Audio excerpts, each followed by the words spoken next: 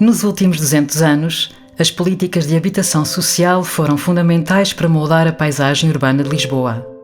Por toda a cidade, é possível encontrar bairros que foram promovidos direta ou indiretamente pela administração pública. Para compreender a herança das políticas de habitação na capital, é essencial olhar para aquilo que foi construído e identificar os seus atributos arquitetónicos, morfológicos, geográficos, sociológicos, entre tantas outras dimensões que podem ser facilmente reconhecidas pela leitura de registros fotográficos, plantas, mapas ou vídeos.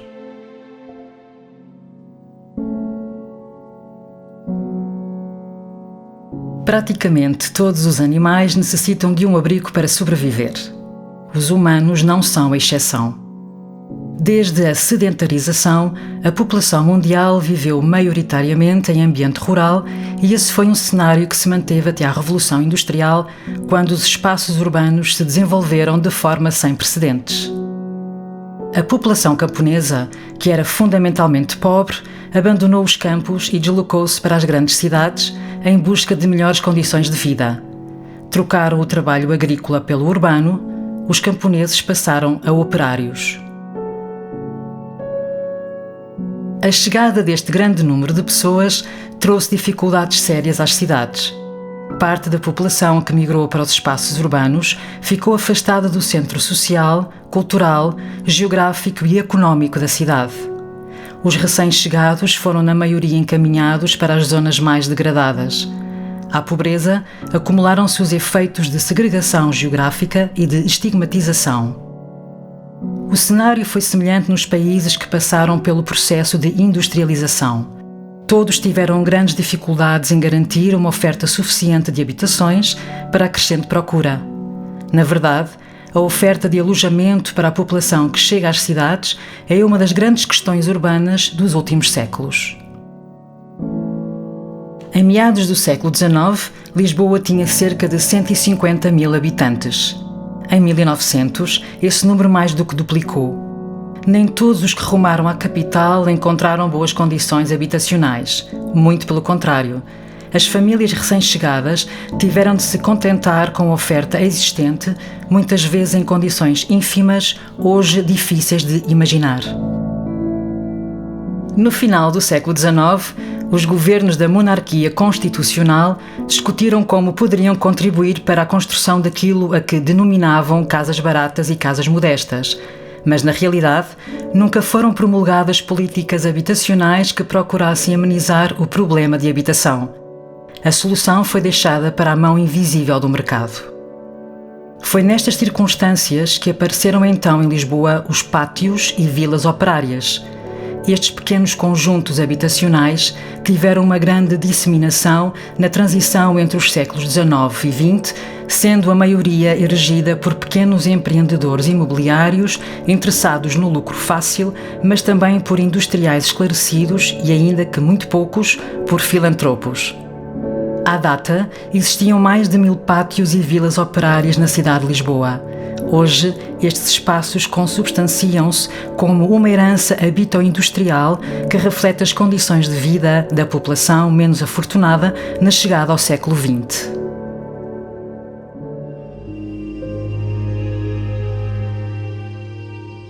Com a Revolução de 5 de outubro de 1910, dá-se início à Primeira República.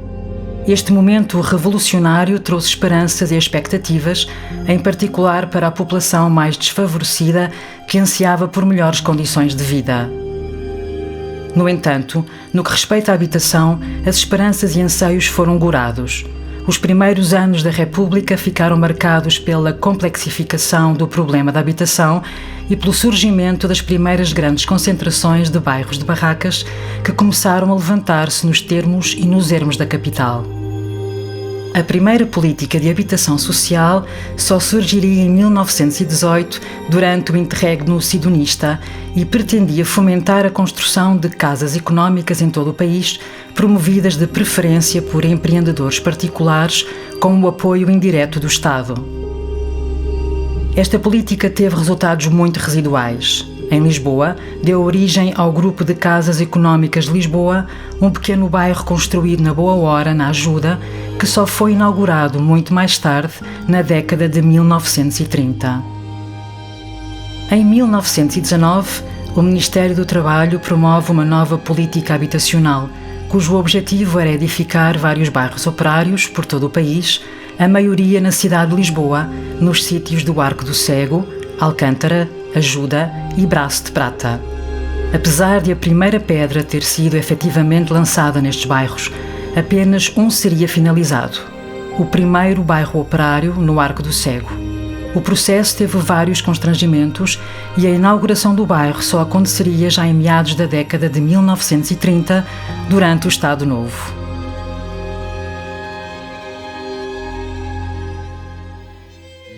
Em 1926, no início da ditadura militar, o primeiro levantamento exaustivo de construções clandestinas na cidade de Lisboa é tornado público.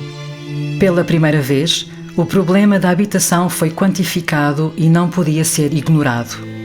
Foram identificados 78 núcleos de habitações clandestinas, nos quais existiam cerca de 12 mil habitações e 42 mil habitantes, o que correspondia a cerca de 8% da população lisboeta.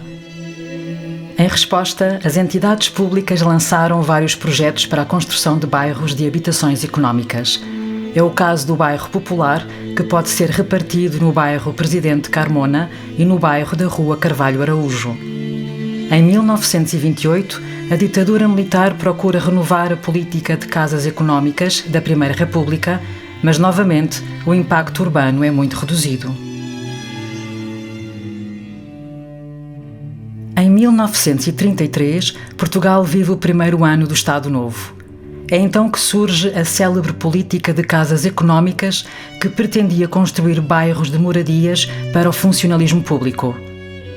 Durante cerca de uma década, esta foi a política habitacional mais relevante do regime, tendo dado origem a bairros de casas unifamiliares com numerosas particularidades arquitetónicas, morfológicas e socioespaciais. Na cidade de Lisboa, foram construídos diversos bairros económicos, como são exemplos os bairros da Alta da Ajuda, Caselas, Madre de Deus, Encarnação, Santa Cruz de Benfica, Alto da Serafina, Terras do Forno, Calçada dos Mestres e Encosta da Ajuda.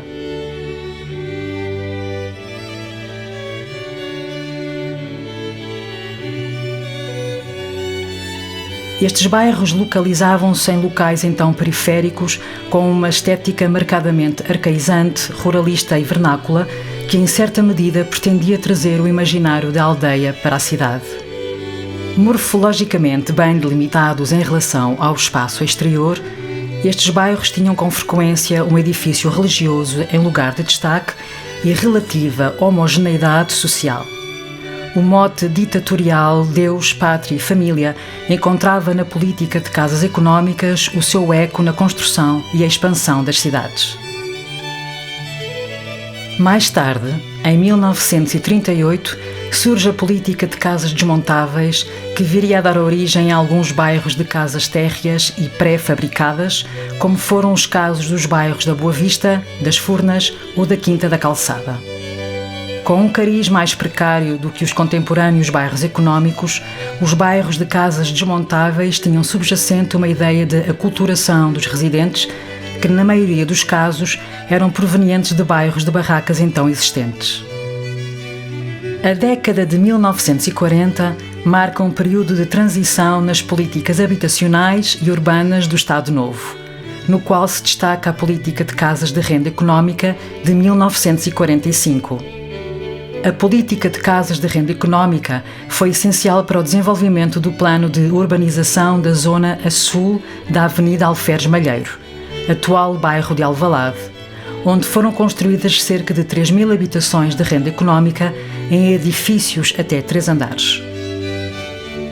Em Alvalade, as instituições de previdência foram essenciais para o desenvolvimento do plano, assim como para promover a construção das casas de renda económica para os seus beneficiários. O plano de Alvalade representa um raro momento de boa gestão urbana que permitiu a articulação entre as políticas de habitação e o planeamento da cidade, em particular com o Plano Diretor de Urbanização, que estava a ser delineado na década de 40.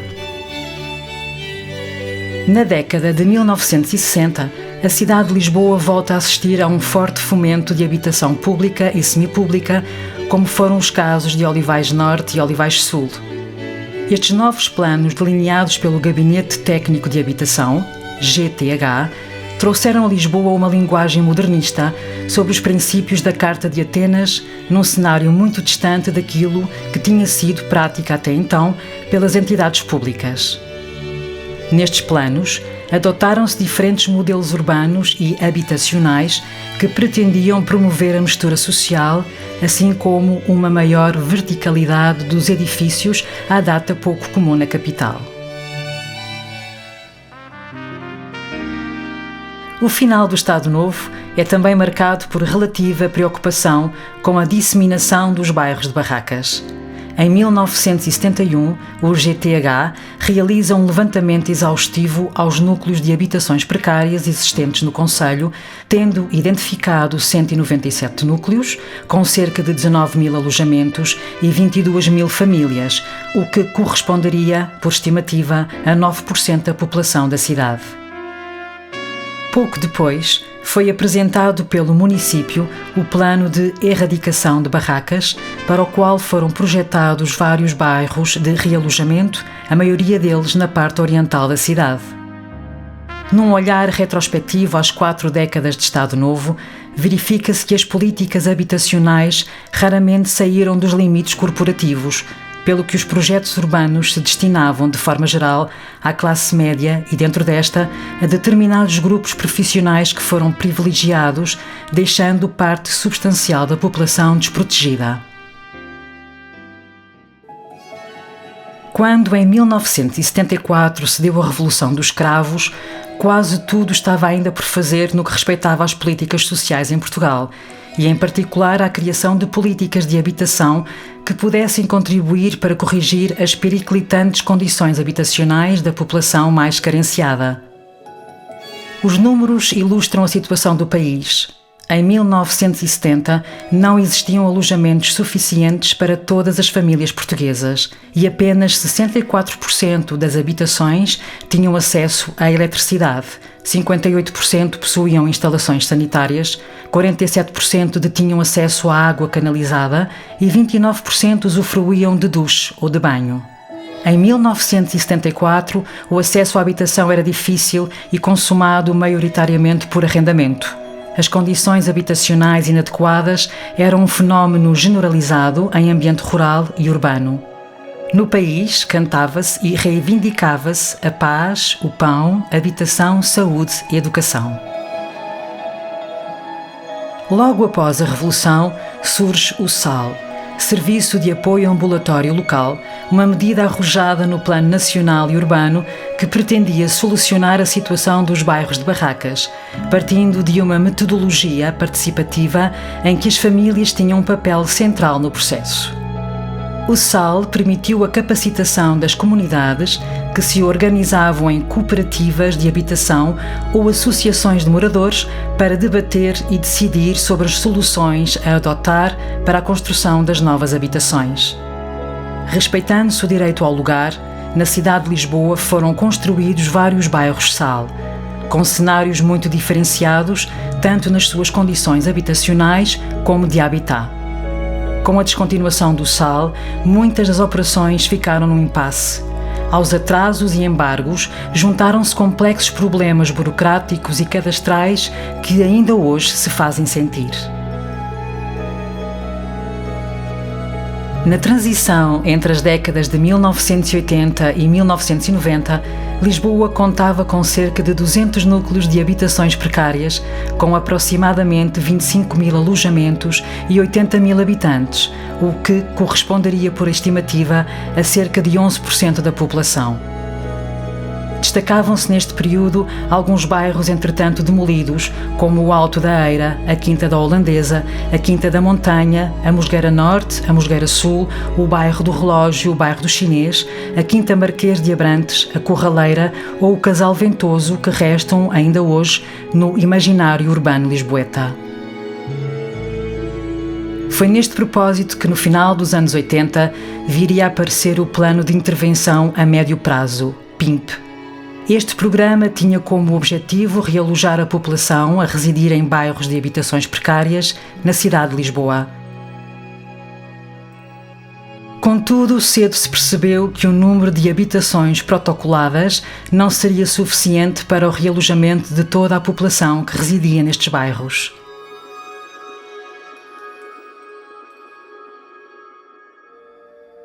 Em 1993, surge o programa que maior contributo deu para a demolição dos bairros de habitações precárias existentes nas áreas metropolitanas de Lisboa e do Porto.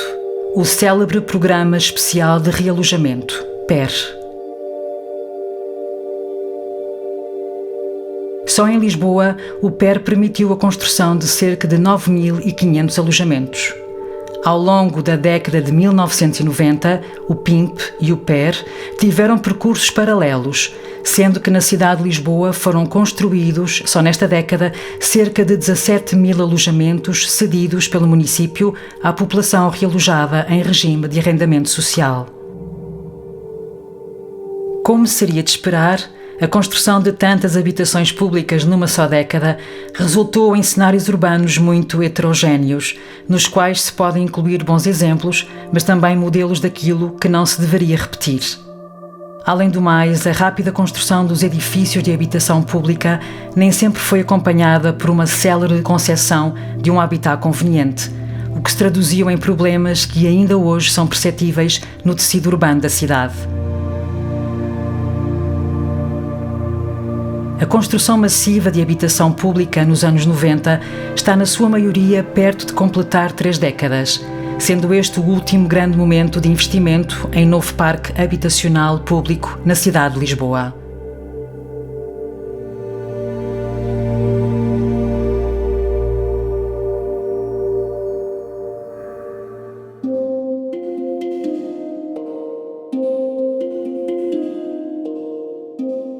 Que o conhecimento e a divulgação de tão admiráveis iniciativas para a população mais carenciada possam contribuir para a construção de um maior capital cultural sobre a cidade de Lisboa e para uma nova visão dos bairros de habitação pública.